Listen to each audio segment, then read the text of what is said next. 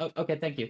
I'm being told to read a note here. It's from Mike Norvell, and it says, to Billy Napier, Happy Father's Day, Dad. I'm glad to give you yet another recruit on the trail with 2026 cornerback Jaelen Waters. How sweet.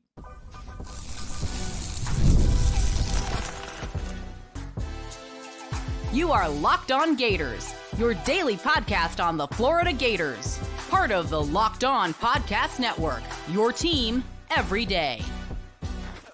Hello and welcome back to another episode of Locked On Gators, part of the Locked On Podcast Network, your team every day. Thanks for making Locked On Gators your first listen of the day every day. We are available daily and free wherever you listen to the podcast. As always, I am Brandon Olsen. I'm very gracious to be your host, despite the attitude.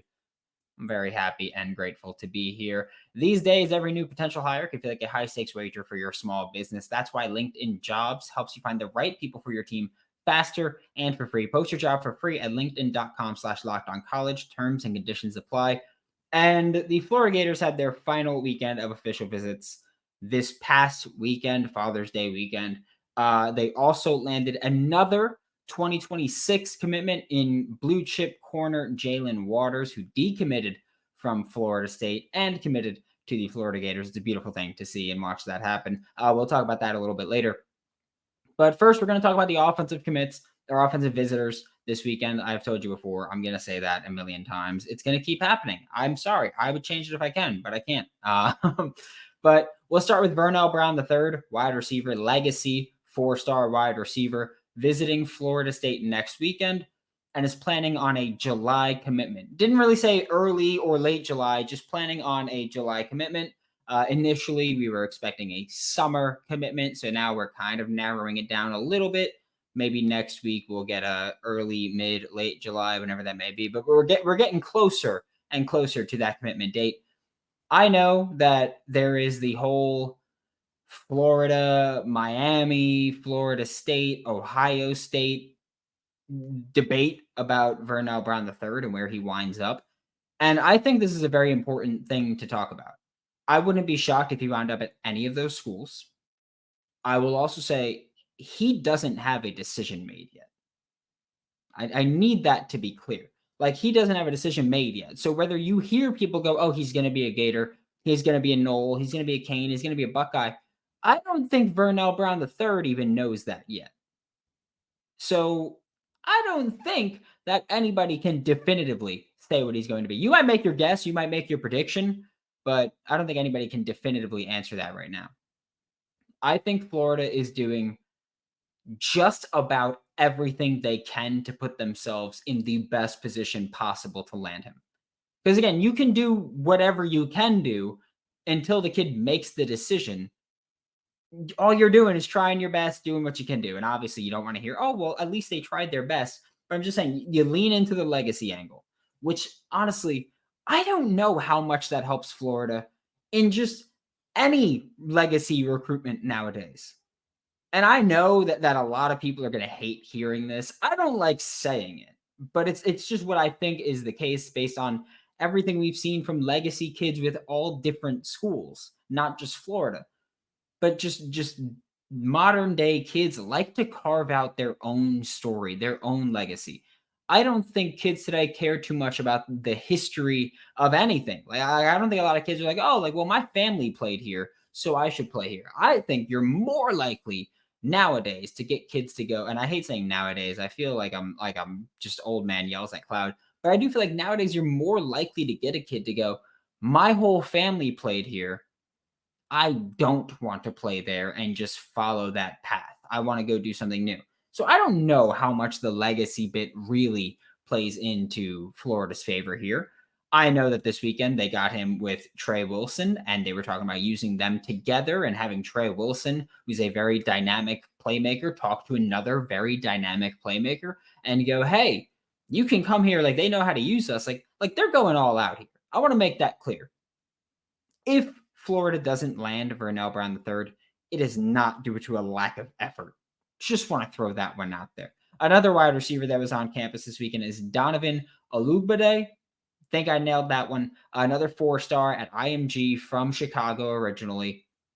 From what I've heard, they've kind of nailed this one. They put an emphasis on development.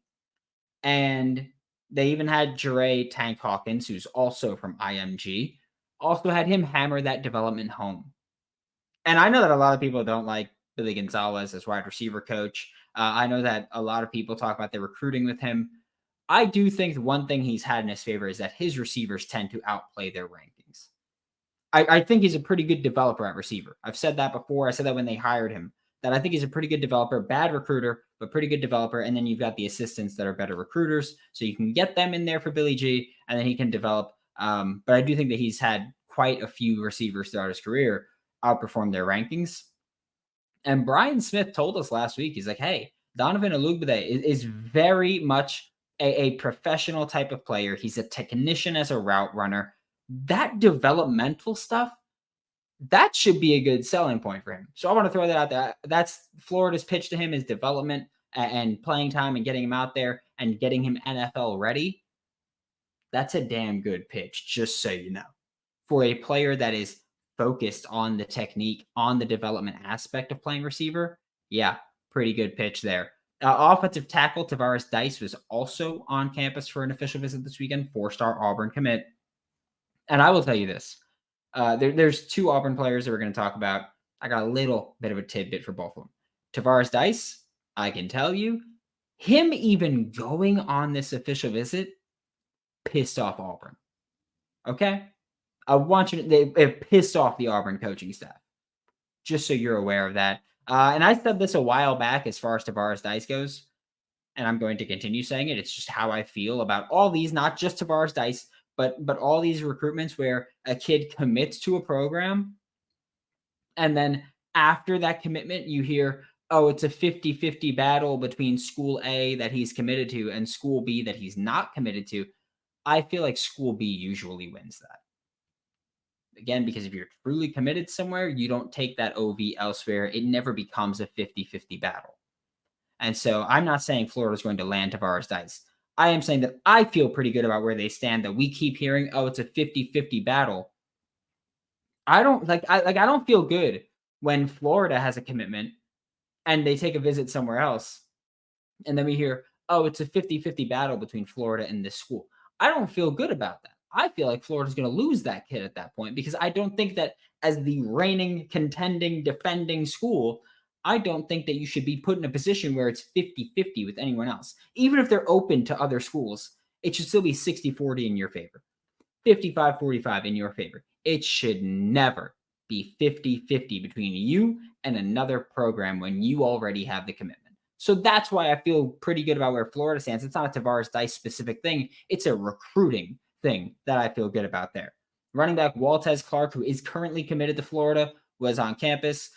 He took an unofficial visit to UCF a couple of weeks ago and then was expected to take an official visit last week to UCF for their bounce house weekend. I think they call it, like their big blowout recruiting weekend. I think it's a bounce house weekend. He was supposed to take an official visit there. He canceled his OV. And what we were talking about after that was, well, will he reschedule it? Because if he reschedules it, I'm somewhat concerned. But if he doesn't, then I feel pretty good. And after his official visit to Gainesville this weekend, he said, hey, I'm locked in. I'm not rescheduling that UCF visit. I'm locked in to be a Gator, and I always have been. I'm staying in. So it seems that the UCF tidbit is burnt for Waltez Clark, which for now, at least for the time being, keeps Florida in great position to at least keep one of their kids. And look, it's constant recruiting your own commits at this point too. So great for Florida to keep Waltez Clark. Tight end Caden Peoning was on campus, 3-star UCF commit, originally from, I believe, Orlando, lives in Cincinnati right now. He had Hayden Hansen, friend of the pod, as his player host. I'm curious just if that means they view him as more of an inline guy at tight end. So it's like, oh, hey, bond with the guy who will be the senior at your position when you get on campus. I'm just curious if that went into it. I know that a lot of things go into this. Like they had Jure Hawkins recruiting Donovan Olugbade, not because just receiver, but IMG, they played together. Things like that. They had, I think it was Kelby Collins recruiting Malik Autry. because that Alabama connection. So it goes into different things. I'm just curious if that's what it came down to for Hayden Henson becoming Caden Peening's player host this past weekend. Caden Peening is expected to make a final decision somewhat soon. So as far as the whole thing that we've said for weeks now of, I think it's the first 2 tight ends in the boat. I think there's about 5 or 6 tight ends right now that have committable offers from the Florida Gators. And I think that we're at a spot where you go, the first 2 in the boat are the first 2 we're taking. So for Caden Peening, who has, again, we're saying in a couple of weeks, we're expecting a final decision. He could make it in that boat. It could be Caden Peening, Tayshawn Gelsey, Caden Peening, Micah Jones, Caden Peening, Hollis Davidson, Micah Jones, Hollis Davidson, Tayshawn Gelsey. It could be any combination, but I think Caden Peening is legitimately in contention for the Florida Gators here. And then they also had offensive tackle Jaelen Jackson on campus, 20 years old, a 2024 kid, was a basketball player for a couple of years, changing to offensive tackle now. He would be part of the 2024 class, so the class that wrapped up already and is on campus already. He's making a decision in late July, early August, I believe is his target date right now. He also has visits with Florida State, Mississippi State, and Georgia before announcing that decision. But for what we've heard, Florida nailed it with him. They treated him like a legitimate top recruit, and I think Jaelen Jackson would be forced to be a preferred walk-on. So going out for him again, this is one of those additions where you see a high ceiling player, basketball player at tackle. You got good footwork. We got to get your hands working together to do that. 20 years old. I'm not super ecstatic about it because I do think that this is a multi-year project. And I don't know if Jaelen Jackson has the time to be a multi-year project. So that's just where I stand on it. We'll talk about the defensive side in just a second. First, we're going to get a quick word from LinkedIn. When you're hiring for your small business, you want to find quality professionals that are right for the role. That's why you have to check out LinkedIn Jobs. LinkedIn Jobs has the tools to help find the right professionals for your team faster and for free. And LinkedIn isn't just another job board. LinkedIn helps you hire professionals that you can't find anywhere else, even those who aren't actively searching. Like you can go in there, and I mean as an employee, you can go into your LinkedIn profile. You can click that you are open for opportunities, and you can select if everyone can see that you're open or if only outside recruiters can see that you're open, so that, your job, little snitches in HR, they don't know that you're looking for a job elsewhere or that you're open to opportunities. It also doesn't mean you're looking for a job. It means that you're open. And I'm just saying, I think most people, you should be open to hearing others, right? We cover recruiting here. We know how it goes. Even if you're at one place, doesn't mean you got to stay there. Post your job for free, linkedin.com/lockedoncollege. That's linkedin.com/lockedoncollege to post your job for free. Terms and conditions do apply. Thanks for making Locked On Gators your first listen of the day. Every day we are available daily and free wherever you listen to the podcast. Just a reminder, the Locked On Gators Insider Program, you got this information last night, like you always get the information first, because you get the information as I find out the information. Just saying, links in the description below if you want to join that Insider Program. Talking about the defensive visitors this past weekend. I said visitors, baby, not commits. I did it right this time. Safety Drake Hilton Stubbs. Is a 4-star USC commit right now. I've said before, I don't think he stands on this commitment. It's not a knock on him. It's not because people named Drake don't want to be in Compton right now. It's that it's really hard to convince a kid across the country. He's Florida-based, across the country to keep a commitment, especially when USC might not have a great year this year. Got to go into the Big Ten. You are not a team that's been built to get punched in the mouth repeatedly. Just saying. You're going to have a little bit of a struggle, especially in those November games when it gets cold. Man. I do think that with Hilton Stubbs and a few other players as well, but Hilton Stubbs especially, I think we're getting to the point where if the Florida Gators go out this year and win some football games and give kids like Hilton Stubbs a reason to want to be Florida Gators, I think you'll get them. I truly think that right now, this 2025 class, a lot of the public perception has gotten to kids. And that's why they haven't taken Florida as seriously as they should have. They went all in with Hilton Stubbs. And I think that if they win some football games this year, even it could happen as soon as you win the Miami game. If you win the Miami game in convincing fashion, and I don't mean you need to beat them by 30. I mean, you beat them by 7-10 points, but it felt like your game the whole time. I think you can convince a kid like Hilton Stubbs to flip after week 1. I think it's possible. Linebacker Tavian Wallace, 4-star linebacker, committing soon. I've said before, he's the top linebacker on my board from the linebackers that Florida's brought in, and I've watched. Tavian Wallace is number 1 for me. I just think his skill set's awesome. I think he can do a lot of good things for the Florida Gators, and I think he can be really creatively used by Austin Armstrong and Ron Roberts. I do think Florida made significant progress here.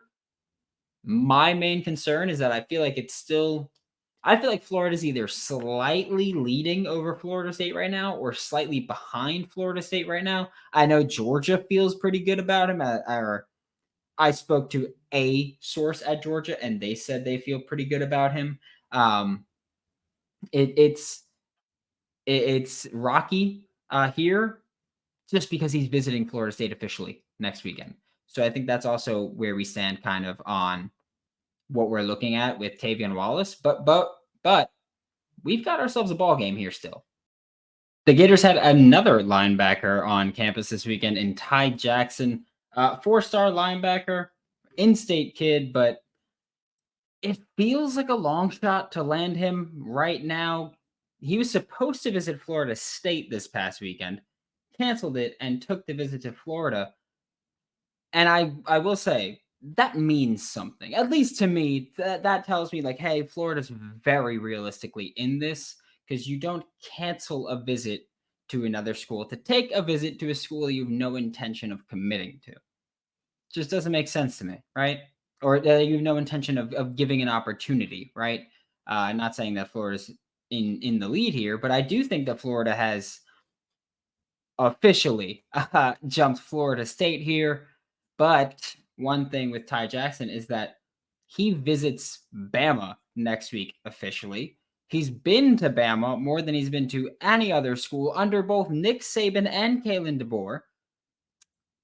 Could be a hard pitch to make for Florida there to convince him to come here over Bama. Again, Bama had the early lead with Nick Saban, and Bama's, I think, in the lead right now still with Kalen DeBoer. I do think Florida's in second right now.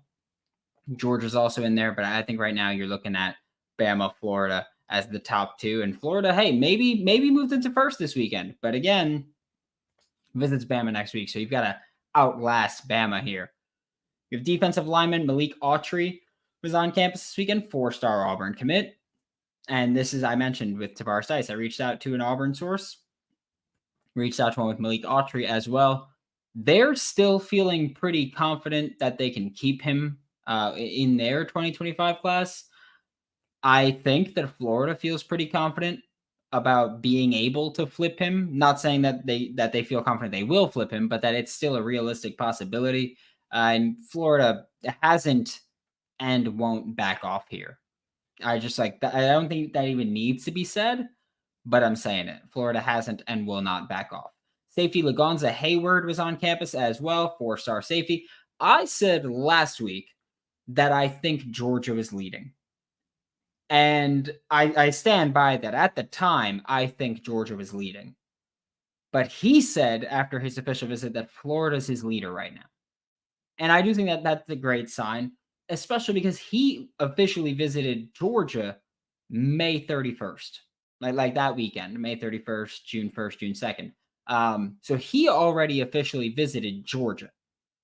To me, that's a fantastic sign to be in the lead for a kid after they already visited Georgia, because Georgia was in the lead. You pass Georgia, he's already OV'd to Georgia. This isn't like one of those cases where we go, oh yeah, with Tavian Wallace, Florida probably took the lead, but he visits Florida State next weekend. That's not the case with Lagonza Hayward. Florida right now is in the lead. He's still got a couple other things to sort out. He's got, I believe, one more official visit next weekend. He's committing July 27th. Right now, Florida's in the lead for him. So being ahead of Georgia and having the more recent official visit over Georgia, that's big. Now South Carolina is your main competition here. Georgia's in there as well, of course. But it's South Carolina and Georgia at the very top with Florida for Lagonza Hayward, I think. Edge, Cedric Works, 4-star edge rusher. I still think that Penn State is the favorite to land him, and I think Penn State should be the favorite to land him right now. But the Florida Gators are making progress in this one, and like I said last week, I don't think this is a recruitment that wraps up very soon, even if he commits somewhere. I don't think that this is one that's going to end anytime soon, really. You also have safety. Bryce Fitzgerald was on campus this weekend. 4-star safety. He said right now his top 2 are Florida and Florida State, with LSU and Miami in the top 4 as well. He officially visits Miami next week. And I just want to say what I've heard behind the scenes is that Miami is his true number 1 right now, but that he doesn't have a committable offer from them. He's not a take right now, which is also wild because his high school is Mario Cristobal's high school. That seems like a weird thing to go, hey, yeah, that high school that could be a pipeline for us. Maybe not going to take that 4-star safety that you have there. It's a weird thing for me. But right now, that's my feel on Bryce Fitzgerald. Again, this is what I heard before the official visit. Maybe Florida has truly taken over Miami as his number 1. But he put Florida and Florida State at the top. Has Miami still in the top 4? Like he put Florida and Florida State ahead of Miami in this ranking. Florida State shouldn't have had an impact. Florida State shouldn't have moved on this unless you just negatively recruited Miami that much. But I don't think that's the case. I think that he's still kind of letting Miami know, hey, like Miami's still in my top 4. Give me a committable offer. And I think that's where he stands with just his recruitment right now.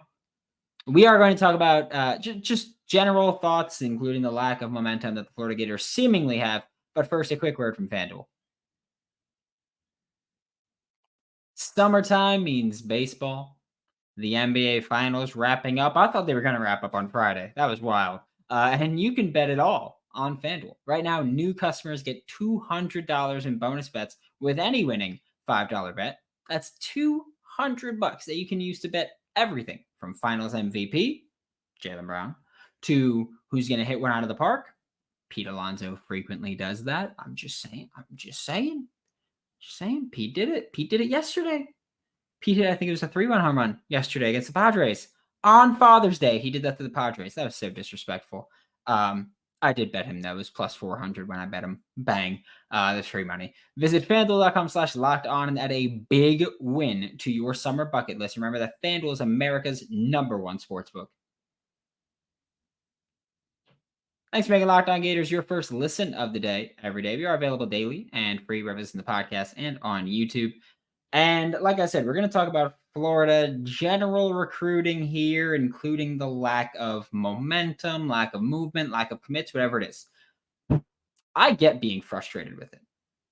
Hell, I'm frustrated with it, even though I understand being frustrated with it. Because you look at this, at everything Billy Napier's done since he got here, and this happens every summer. That's the main thing I'm holding on to, is that it happens every summer of just, we're going to be real quiet. And then you get all the commits. You know, we can talk about, it was July of 2022, Florida started taking off. And I only remember that because I was in Portugal and Florida landed 3 or 4 commitments in those 10 days that I was gone. It was like Xavier Gibson, who ended up going to UCF anyway.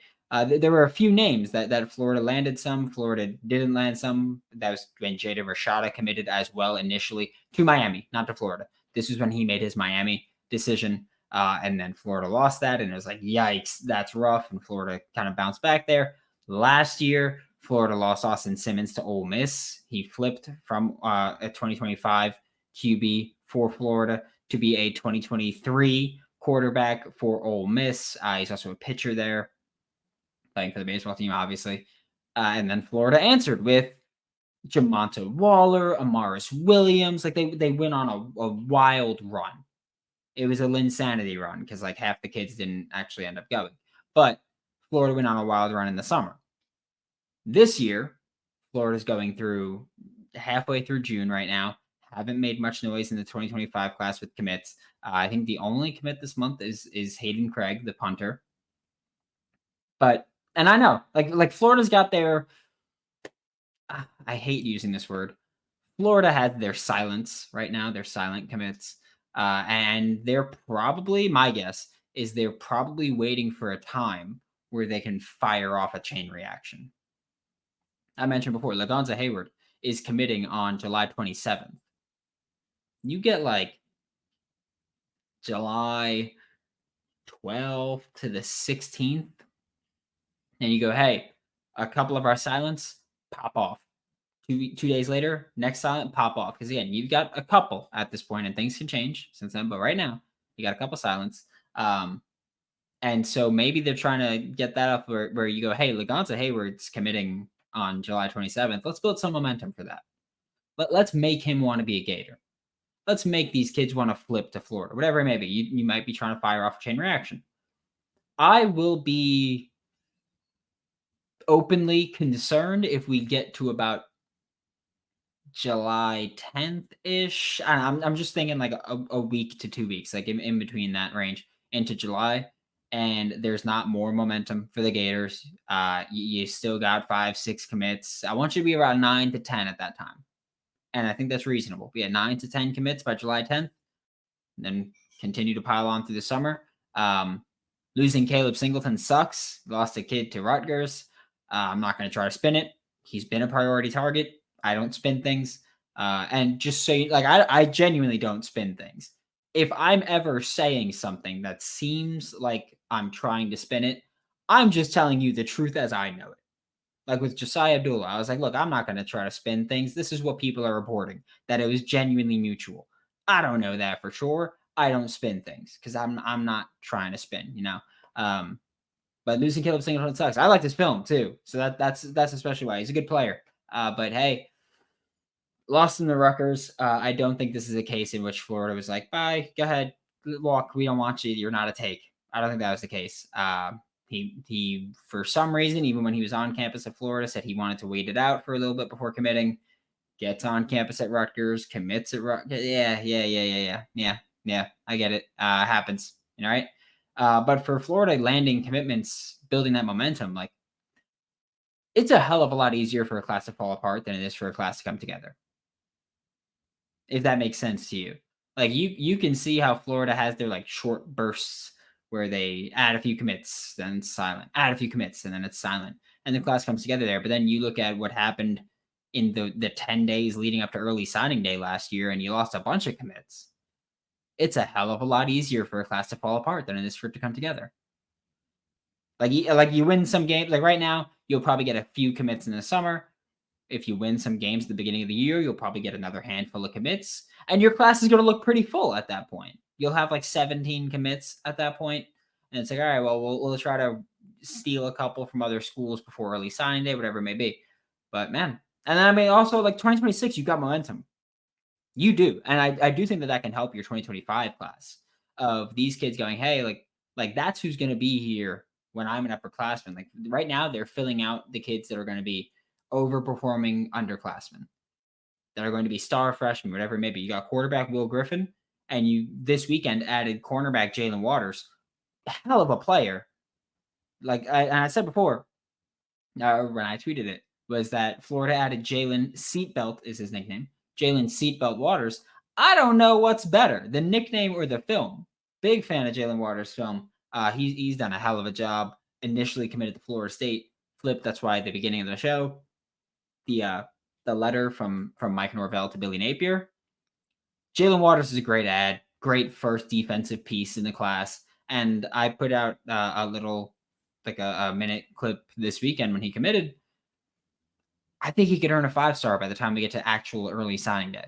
I think he's got that kind of potential, and he's put out that kind of film so far. Thanks for making Locked On Gators your first listen of the day every day. We are available daily and free wherever you listen to the podcast and on YouTube. We'll be back tomorrow talk more Florida Gators football. For Locked On Gators, I'm Brandon Olsen. Don't forget to follow me on Twitter at WNS_Brandon. Find all my written work with Giants Country and NFL 33, and I will see you all next time.